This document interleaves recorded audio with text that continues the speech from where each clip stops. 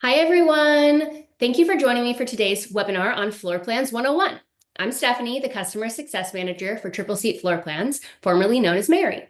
I've worked in the event industry for well over a decade, and I know how important diagramming tools are to your success. Today, I will show you how to get started with Triple Seat Floor Plans through your integration. As a note, your microphones will be muted for the duration of the call, but we would love to answer any questions you may have. My teammates are here to answer those questions as we go along. You should see a Q&A section. Feel free to type in those questions there. I will also send a copy of this webinar after today's call so you can reference it at a later date, share it with your staff, etc.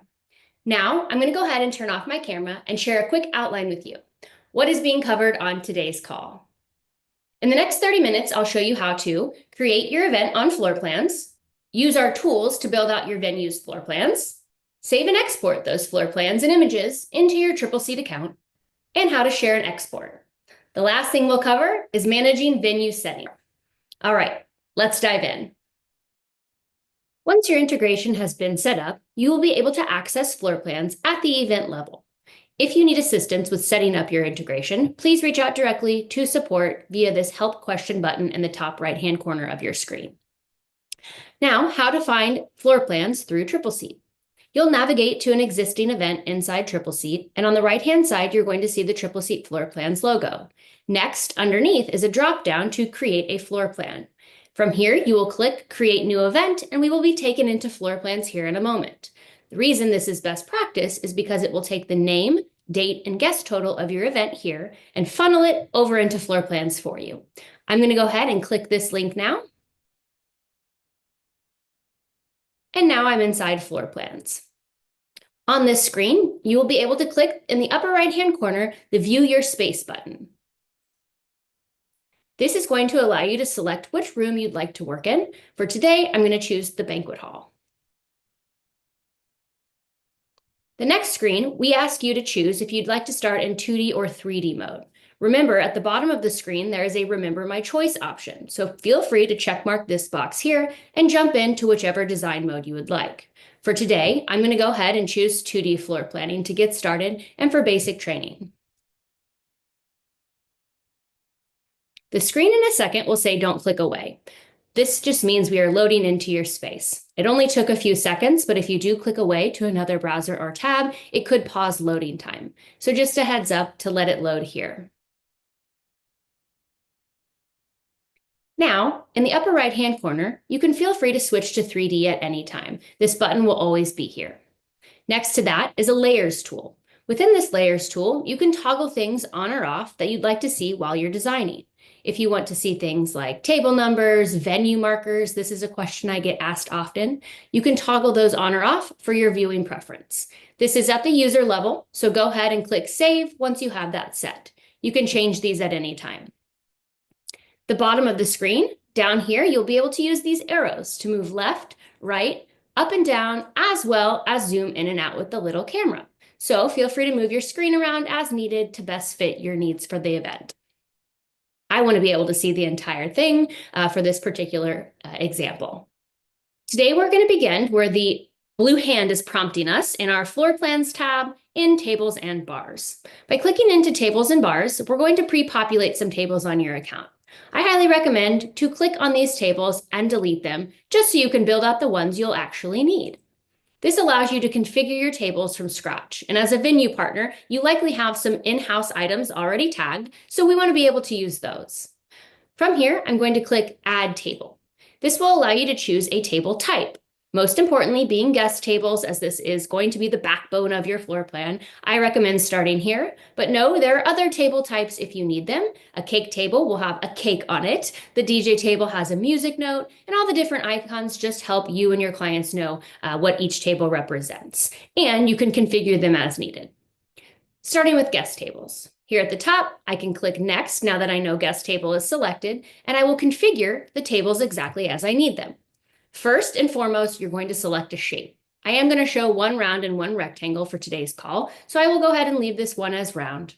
Next, you will see icons for these items. A question I get pretty often is, What if I don't care about 3D and these 3D items keep appearing? Well, we hope you'll use 3D. And the reason that we ask you to choose the items here is because the dimensions are important. So we are pulling dimensions from these items, even if you're only in 2D mode. Once you've selected the item you need, venue provided options will always see the little tag here. You can then choose seating options, whether you need all the way around or crescent style, depending on your event type, as well as the table size. In this dropdown, if you have a standard folding table selected like I do, you can see all of the different venue provided sizes. Those will filter all the way to the top. I'm going to select 60 for my example today, and the number of guests, I'll go ahead and leave at 8. You can use this dropdown to change that total, of course. Once I have this configured, I can click Add to Space. Now I can drag and drop from my preset and place it into the room. I'm going to add these a little off-center on purpose to show you guys some other cool tools. I've added these one at a time. I can select one, and a menu will appear at the bottom of the screen. I can also click and drag and multi-select and use some other tools that pop up on this slightly different menu now that we have more than one item selected. The alignment button is super handy. I'm going to go ahead and click on this here to allow you to align your tables. Let's topmost align here, as well as distribute them evenly. I want them spaced out. I can click this button next. Now I have a nice neat row. I can get as specific as adding in a distance here as well. I'm going to type 3 feet and click the button again, and you saw that slight shift. Great news, it's already selected for you, so you have everything selected in this row, and you can use the bottom of the screen to copy. So if I want to copy my row of tables, I can do that there. I can also click and drag and multi-select once again, and use keyboard shortcuts like Control-C, Control-V. This is going to come in handy once you get the hang of things. I love keyboard shortcuts. Next, I'm going to go ahead and click and drag all of my tables and use the little trash can to delete them. This is just for space sake. Now I want to show you how to get them on the floor plan even faster. If you click on the table itself, we have a tool called Area Layout. When I click into Area Layout, you have different grid options and shapes that are easily created with the table you're working with.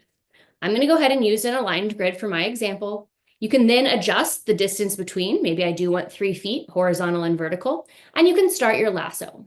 By clicking Start Lasso, you'll see my cursor has slightly changed, and I can now click and drag anywhere that I need a table. When I let go, tables have now filled the space. This is a great way to get your room full of tables quickly. If I need to nudge them into place a little bit better, I can always use my arrow keys as well as just a little keyboard shortcut once again to get them into place. Any item that you have selected, you can nudge into place with your arrow keys. Now, a question I get pretty often is, how do I edit just one table? I'm going to zoom in here, looking at our tables up close, and you can see they're all 8 tops because I have my seat numbers here, and they have 8 seats. That's exactly what I built. If I select table 10 as my example, and I go down to the bottom menu and I edit my table setting, what that's actually doing is pulling me over into the table we already built. Maybe I want to change these to 10 top. I can go ahead and choose 10 guests, and it applies that to all of my rounds. And that's great if that's what I intended to do, but most commonly asked question, how do I resize only table 10? Well, you can select table 10 here, and the bottom menu has a resize button. This resize button will allow you to resize only table 10 at the individual level. So you can change the table size or, in the dropdown, just the number of guests you might need there. This is really helpful when your client sends you a list of very specific tables with very specific seat totals. So again, reminder, resize at the bottom of your screen will be at the individual level. Next to that is an Add Label tool. This Add Label tool will allow you to add a label directly to the table you're working with. Maybe you want it to say VIP or parents, or you have a buffet table that you need to notate coffee. You can do that here in this Add Label tool. Super handy. In this feature as well, you can also change one-off table numbers. If 9 and 10 are in the wrong spot, you can change that here. Really handy, you'll type it in and click, and you see them flip-flop there. Now, if you have a room full of tables, you probably don't want to do that one at a time.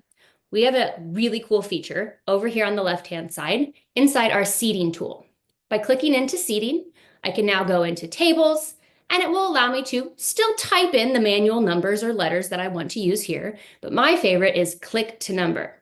So I can hit click to number and start my number anywhere that I'd like on any table that I would like, and I can go ahead and renumber these accordingly.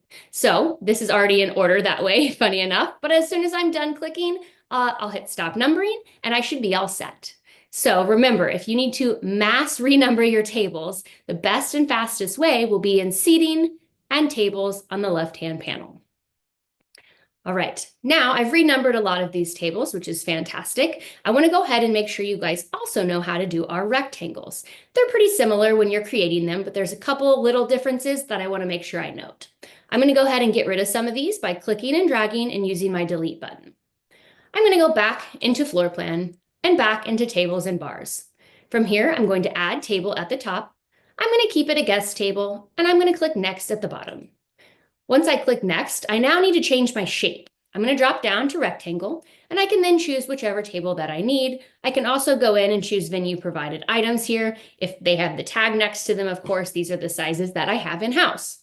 By selecting that, I can continue on with the drop downs, number of guests, etc.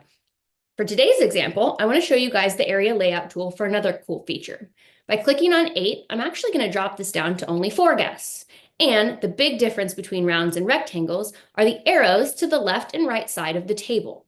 This allows you to change the seat configuration. You can use the leftmost arrow, click once, and it will put everybody on one side of the table. This is going to be great for the next feature I'm going to show you. I can also click Add to Space and do the same thing I did with my rounds. I'm going to go ahead and click on the rectangle I just built. I'm going to click on Area Layout, and I'm going to go into this empty square U-shape option. These are great for just really fast builds, so you don't have to add tables one at a time. By clicking on empty square, I don't need to adjust my distance. I can start my lasso and click and drag, similar to what I did with the rounds. And when I let go, I now have tables populate in that shape. Really, really handy once again for corporate events or a U-shape if you need things like a head table or a conference.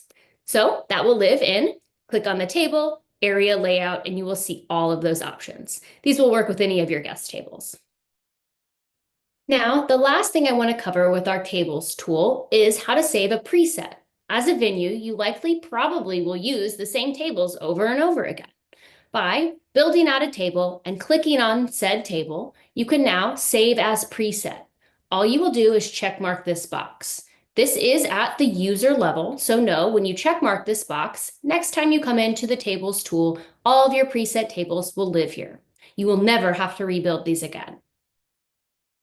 I am going to go ahead and go back to floor planning. I want to hop into chairs next. By clicking on the chairs tool, this is where you can build out chair sets. I'm going to go ahead and use the left or the right-hand side of my screen here. To add chairs, I will click the button. We have templates already built out for you that you can edit, of course, to your needs. I'm going to keep it pretty basic today. Choose aisle versus no aisle and a guest total at the bottom of the screen. I'm going to drop this down to 80.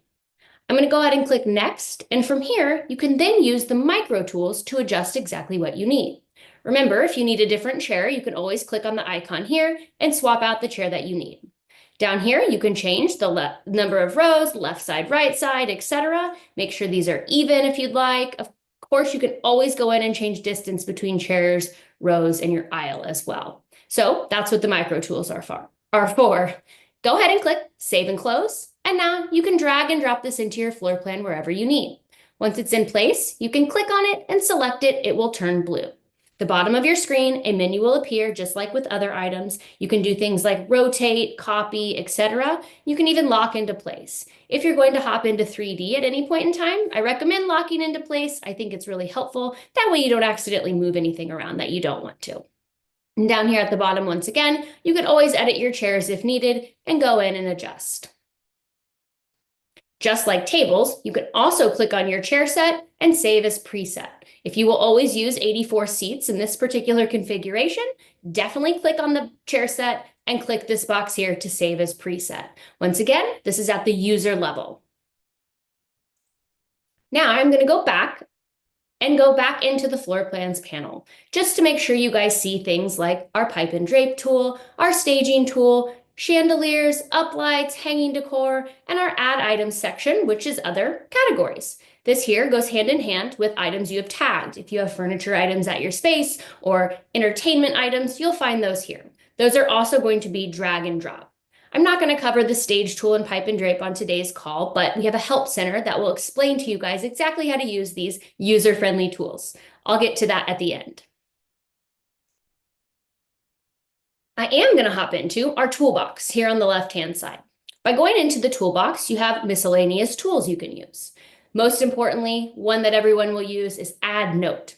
If I click Add Note at the top of the screen here, a text box will appear. I can drag that anywhere that I need, type in whatever notes that I would like, and I can even change the color if I need to. I kind of like them to stand out like a little Post-it note.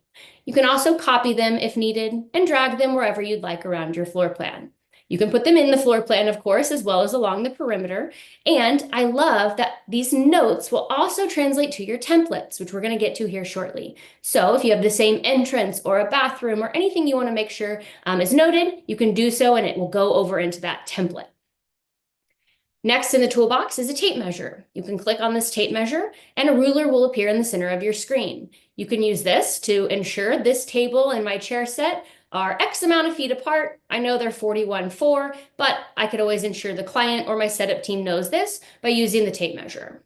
You can also draw with general shapes. If I click into the shapes tool, you can do things like circles, squares, arrows, etc. Once I click into it, the same thing happens. I can use these arrows. These are great for notes. If you want to notate something to a specific table, go ahead and use those there. And last in the toolbox, I always like to make sure you guys see our grid tool. This grid tool allows you to see a 6-foot distance when you toggle it on around your space. This way you kind of have just a lay of the land as you're designing. I find this super handy when you're placing your tables around the space. I'm going to turn that off for now. All right, we've covered the toolbox. Now, I keep mentioning templates. This is probably the most exciting feature that we have, or one of the most exciting features, especially if you're in 2D a lot, that you will use as a venue. It is such a time saver. In the upper left-hand corner, you can go up here to version 1 in this drop-down menu and rename it. Of course, I want to rename it because I don't want everything named version 1, version 2, etc. Naming them will really help with PDFs and templates. So let's name this exactly what lives inside of it. 136 people, dinner, plus small ceremony. Your team can internally decide, of course, how you wish to name these, but I like to know what exactly lives inside there. Once I've named it, this little star here, you can click and it will turn bold. This means you have now saved this floor plan as a template. Templates will work one-to-one with the room you're working in. Remember, if you build out a floor plan, save it as a template, it will work in the room you're working in. So banquet hall, I can load in once again in a new event and a modal will appear and ask, do you want to start with a template? And I can use any of the templates that I've already built out. Keep in mind, you also have the ability to create multiple versions. So you can always clone the layout you're working in. Maybe your client has a room flip or something of that nature where they need 2 versions. You can even create a new layout from a template you built or from scratch by clicking New Layout. And if you have multiple rooms on our platform, you can always click Change Room to start designing in the next room if your client has rented more than one space. That lives at the bottom of this dropdown. I highly recommend to all of our venue partners, if you guys have commonly used floor plans, like 100 people at rounds or 200 at rectangles in all of your rooms, you can go in and create a test event. Inside that test event, you can go in and create floor plans, use this dropdown and star any of them so that they're templates. That way they all live in that same event for you. You can even name it templates if that's helpful, and then edit those as you go. What's also great is if this is a real event, let's say Sarah and Joe's wedding, and you just really like their floor plan, you can always save it as a template as well. So you can do that with any of them. There's no limit to templates, so feel free to build as many. I have the why not mentality here. Always helpful to start with something versus from scratch. All right, so next we're gonna hop into sharing. Sharing and exporting, especially with 2D mode that we're working in today, I love that we can share and export with a PDF. On the left-hand side, you can click into export here. This allows you to go into export PDF, and you can include everything if you would like. You can manage and set your own default settings. That way you see the same info every single time in your PDFs. You can customize as you go too, so feel free to click this, and similar to the layers tool, you'll be selecting exactly what you'd like to see inside your floor plan PDF. So maybe I don't want those venue markers or size and guest labels, things like that. And at the bottom, there's a report you can also pull, which is an item summary. This is going to tell you exactly what lives inside the floor plan, the name of the item, and the quantities. So this is helpful for your setup team. Go ahead and click export, and this will be sent over to your email for you.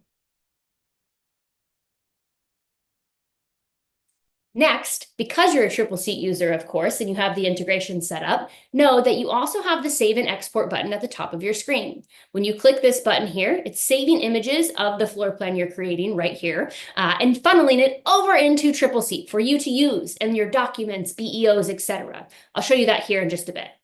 I'm going to go ahead and click Save and Export. That way it does it for me. But there's a couple other features inside floor plans that I want to cover today before we dive back into triple seat. I'm going to go ahead and pop back to my home page. In the upper left-hand corner, I can go back to my floor plans dashboard at any point in time. The reason I'm coming here is for this training call's sake, of course. I want to make sure you guys know exactly where to find everything. This here is going to be where you can find all of your folders. The Events tab in the upper left-hand corner has 3 folders underneath: All Events, My Events, and Archived Events. All Events is anyone on your team that creates an event. It will live here. You have access to each other's because you're all one venue partner. In My Events, it's filtered to your own events, and Archived Events is a folder where you and the team can archive events you may no longer need to see. I also wanted to come to this page because there's some shortcut options as well. If you need to share and invite other collaborators, you can do so here with our Share button. You can also go straight into your layout by clicking Open Layout. You can also do an instant download with this arrow here. You click into it, and you can choose everything, of course, in the Include All option or Customize, similar to what we just did. And what happens is you can export right here. You don't have to wait for an email. You just click Export, and a PDF will appear right here in your browser. I'm going to go ahead and pull that up so you guys can see exactly what that looks like. And from here, you can see everything that you need. Everything I needed in the PDF will appear. Really fast, really short, great shortcut. Now, from this screen as well, I want to make sure you guys know that there is a list view as well as a card view. In the upper right-hand corner, you can toggle between either view. As a venue, I prefer list view. I think it looks neater and cleaner, and if you pop to my All Events tab, you will see everyone's all lined up versus a card view. This is, of course, view preference, but I like to mention that this exists so you guys know where you are. Popping back into My Events, this is the event we just created. I want to make sure you guys know what that will also look like inside Triple Seat, so don't worry, we'll get there. But I also want you guys to know how venue settings will work. So we're going to dive into that next. Venue settings is a tab right next to events that you can click into here at the top of your dashboard. If you have multiple locations under your account, there will be a drop down here that will allow you to select the venue you'd like to update. Venue settings is a great place for you to ensure that your venue information is up to date, room names are correct, in-house inventory is up to date, and other specifics for your venue. I'm going to scroll down and I'm going to click into the Venue Info tab. By clicking in here, I can now see everything inside my card. You can edit the name of your venue, the image that you see here on the platform, as well as phone numbers and emails. Continuing on over here, I can go into the Rooms tab as well. Inside the Rooms tab, you'll see all the different rooms in your space. You can click into them. I'll go into Banquet Hall, where I was just designing. And you can do things like rename the room, set your capacity level, and service area requirements. Service area requirements are going to be a chair back to chair back rule that you'll be able to see with a red air state in 3D mode if you happen to pop into 3D. This is really helpful when you're getting, again, the lay of the land and trying to make sure all of your tables fit where they need. Next, on the left-hand side, I'm going to dive into inventory. This is one that I want you guys to pay attention to because in-house items in inventory are very important. The inventory card allows you to search the catalog of items on the left-hand side here. You can use the search bar at the top, or you can click into an existing category. Furniture has things like tables, chairs, etc. I'm going to use chairs as my example today. When I hop into the chairs category, I can go in and find other chairs with my filter options. Maybe I know it's a specific color or material. I can choose that here. I recommend filters and search at the top because there are 38 pages of chairs and we want to make this easy for you guys.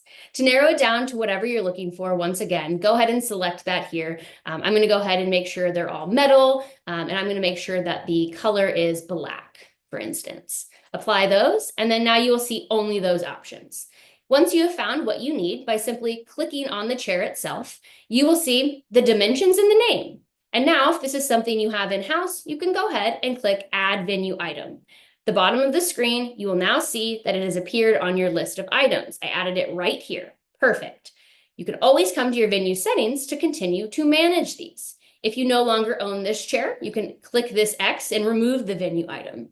If you only use this chair in some of your rooms, you can also click the three dots and choose either all rooms or only the rooms you offer it in. This will allow you to design with that chair in only those rooms. Just a great way to make sure it's easy on you and your team. Make sure you click Save here. Now, on the left-hand panel, I do want to make sure I go into Templates and Presets. Here, you can go in and manage your templates. I mentioned earlier that you star anything you'd like to save down as a template, and from here, you're able to go in and edit it, delete it, or rename it. So you have a lot of options, and you can see all of the templates. Now, your table presets are going to be at the user level, but the great thing about templates is that they're at the venue level. So your entire venue team can see, edit, and manage any of the templates that anyone on the team creates. This is just, again, another great time-saving tool for our venue partners. All right, I'm going to go ahead and jump back to the dashboard here in the upper left. I want to make sure you guys also know where to find our Help Center. In the upper right-hand corner, Need Help, you can click into Help Center. It will pull up a fully searchable knowledge base. From here, you can type in keywords like stage, for example. How do I add a stage to my event? You can look at that article where you can see a quick little video and some step-by-step instructions on how to use it. Use our Help Center at any point in time. You can also reach out to support@tripleseat.com for any assistance from our agents as well.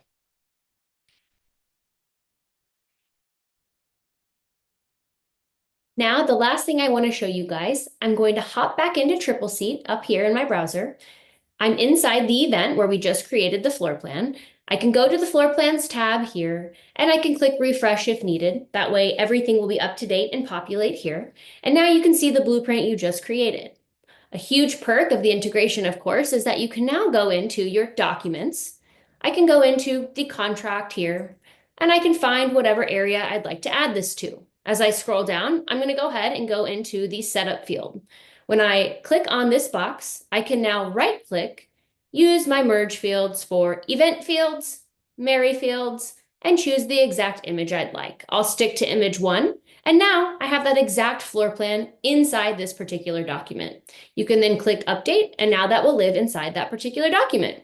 Moving forward, you can refresh these as needed and add in the most up-to-date version and go from there. All right, hi again, guys. I'm just jumping back on camera quickly to say thanks for joining me today. And a quick reminder to get in and build some test events, add those time-saving templates, and tag those in-house items in your venue settings if you haven't already done so. As I mentioned at the start, a recording of this call will be sent to the email address you entered when registering. Our team will stick around for the remainder of the time to answer any questions you may have. If you have any additional questions, you can contact our team by clicking the Help Questions button from any page in Triple Seat. You can reach out to your account manager or our support team. Thank you.